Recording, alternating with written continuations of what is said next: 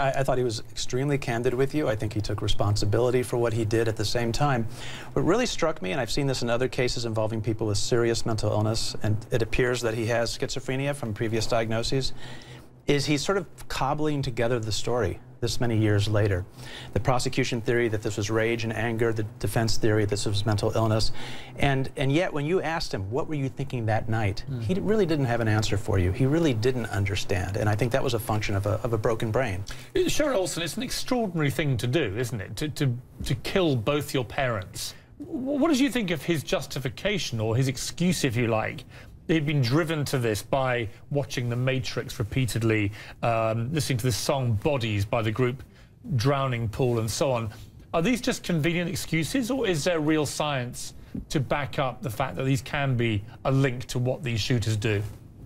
Well, the first thing you have to keep in mind is the number of people who play violent video games or watch movies like The Matrix, and we don't see a whole lot of them hurting anybody, let alone killing both of their parents. I did research when I was at Harvard Medical School focusing on children 13, 14, 15 years old, and I found that of the boys that I studied, about 2/3 of them, and about almost 1/3 of the girls as well, were playing at least one mature-rated violent video game, like a Grand Theft Auto game, on a regular basis.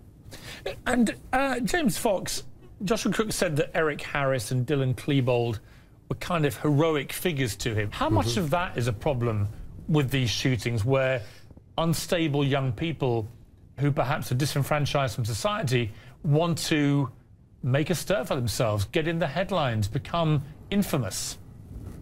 Well, 99.9% of those who watch the news about Columbine or another shooting identify with the pain and the suffering of the victims and pray every day that a Columbine will not happen in their school.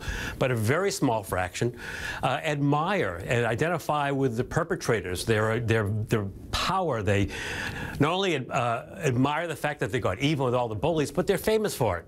So I think it's very important that we distinguish between shedding light on a crime and spotlight on the criminal.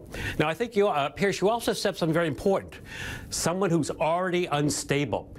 A person who's content with their life and perfectly happy is not going to go on a rampage because they see someone else do it or they play a video game.